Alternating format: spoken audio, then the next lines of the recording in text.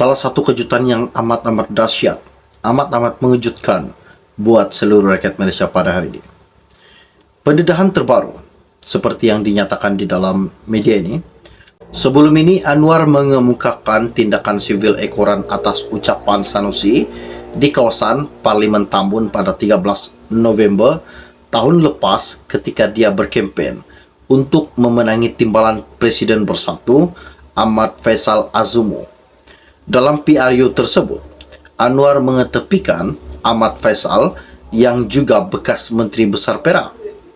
Sanusi juga mendakwa antara fakta yang diketahui umum ialah Anwar dipecat daripada kabinet oleh Dr. Mahathir Mohamad pada 1998 kerana isu moral. Wow, ini salah satu pendedahan. Saya ulang sekali lagi. Sanusi mendakwa, Sanusi mengatakan bahawa antara fakta yang diketahui umum ialah Anwar dipecat daripada kabinet Dr. Mahathir Mohamad pada 1998 kerana isu-isu moral. Apa yang telah dilakukan Anwar Ibrahim, apa yang telah didedahkan Sanusi pada hari ini berkaitan dengan tingkah laku yang dilakukan Anwar sebelum ia memegang jawatan Perdana Menteri. Baru-baru ini, di dalam media ini berkata, Sanusi telah berhujah dan mengguna kes Anwar pada 2004. Okey, baiklah, sebelum saya meneruskan isu yang tergempar, mohon kiranya pertimbangkan, tolong tekan butang subscribe dan sharekan video ini. Terima kasih. Di dalam media ini berkata, Menteri Besar Kedah Muhammad Sanusi Muhammad Dor mendakwa ucapannya semasa berkempen dalam PRU 15 lalu berdasarkan rekod awam mengenai kes liwat 1 Anwar Ibrahim dan perkara lain yang berkaitan dengan isu-isu moral.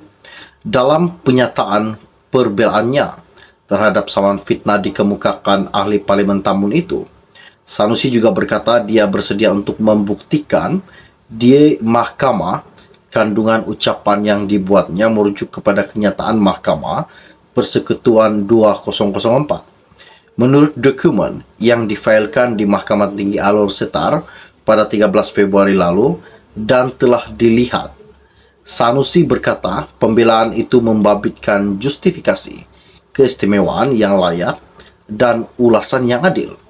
Justifikasi adalah pembelaan bahawa kenyataan atau dakwaan yang dibuat berdasarkan fakta dan jika terbukti di mahkamah, ia akan menjadi pembelaan mutlak terhadap tindakan fitnah yang dikenakan terhadap beliau. Keistimewaan yang layak pula ialah pembelaan yang terpakai dalam situasi apabila seorang itu mempunyai kepentingan, kewajipan, undang-undang tanggungjawab moral atau sosial untuk mengeluarkan sesuatu perkataan. Ulasan yang adil ialah kenyataan yang disangkal itu dibuat sebagai ulasan yang adil, bukannya kenyataan fakta mengenai isu kepentingan awam. Sebelum ini juga, Anwar ada mengemukakan tindakan sivil ekoran atas ucapan Sanusi di kawasan Parlimen Tambun pada 13 November tahun lepas ketika dia berkempen untuk memenangi timbalan Presiden Bersatu Ahmad Faisal Azumu. Dalam PRU tersebut juga, Anwar mengetepikan Ahmad Faisal yang juga bekas Menteri Besar Perak. Sanusi juga mendakwa antara fakta yang diketahui umum ialah Anwar dipecat daripada kabinet oleh Dr. Mahathir Mohamad pada tahun 1998 kerana isu-isu moral. Kenyataan Ketua Hakim Negara Abdul Hamid Mohamad di Mahkamah Persekutuan pada 2004 pula menyatakan terdapat bukti untuk mengesahkan Anwar terlibat dalam aktiviti homoseksual dan panel hakim cenderung untuk mempercayai insiden didakwa berlaku di Tivoli Villa memang berlaku kadang kadang. Nah, satu lagi isu pembongkaran terbaru, di mana kenyataan Ketua Hakim Negara Abdul Hamid Mohamad di Mahkamah Persekutuan pada 2004 pula menyatakan bahwa terdapat bukti kukuh untuk mengesahkan bahwa Perdana Menteri ke-10 Malaysia Anwar Ibrahim terlibat dalam aktiviti homoseksual, dan panel hakim cenderung untuk mempercayai insiden didakwa berlaku di Tivoli Villa memang berlaku kadang-kadang. Abdul Hamid bagaimanapun juga berkata, mahkamah hanya boleh membuat sabitan jika pihak pendakwaan berjaya membuktikan kesalahan didakwa itu melampau keraguan munasabah. Anwar sebelum ini mengemukakan permohonan undang-undang untuk meminta Mahkamah Tinggi menghapuskan kenyataan, namun permintaan Anwar itu telah ditolak mahkamah. Sanusi juga merujuk kepada sabitan Anwar atas kesalahan salah guna kuasa dan dijatuhkan hukuman penjara 6 tahun yang dikekalkan oleh Mahkamah Tinggi Negara pada 2022. Defendant turut merujuk kepada tindakan sivil yang sedang dijalankan oleh bekas pegawai penyelidik Anwar, Muhammad Yusuf Rauthe, berhubung dakwaan serangan seksual. Sanusi menambah Anwar tersalah faham konteks ucapannya kerana ia tidak dilakukan kerana niat jahat untuk menfitnah di hadapan khayalak umum, sebaliknya sekadar mengkritik Perdana Menteri terbabit berdasarkan fakta yang diketahui secara meluas, katanya Sanusi. Defendant mendakwa plaintiff sendiri telah melemparkan berbagai tuduhan terhadap parti lain sepanjang tempoh kempen PRU15.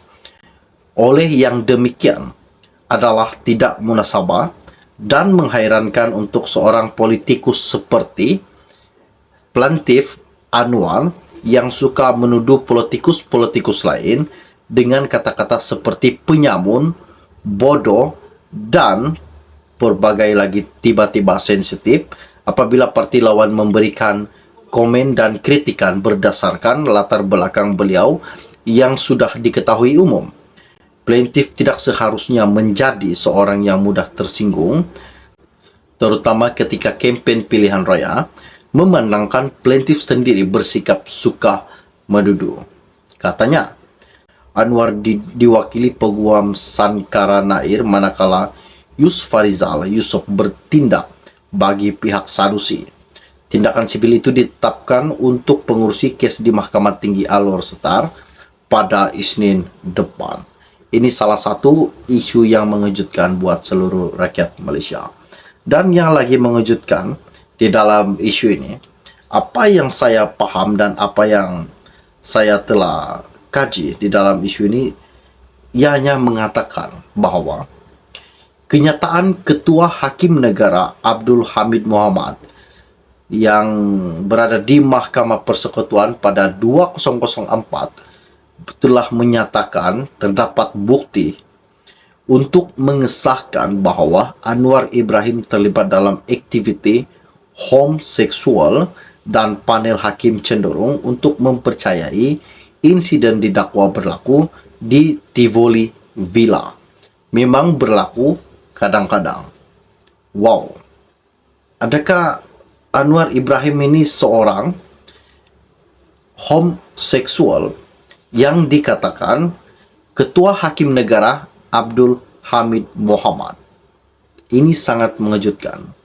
Isu ini sangat-sangat rasmi pada hari ini buat Anda semua. Oke, baiklah, setakat itu share podcast dari saya untuk Anda. Kita akan berjumpa lagi. Jangan lupa tinggalkan komen Anda di dalam channel ini. Salam jumpa dan salam kenal. Bye-bye.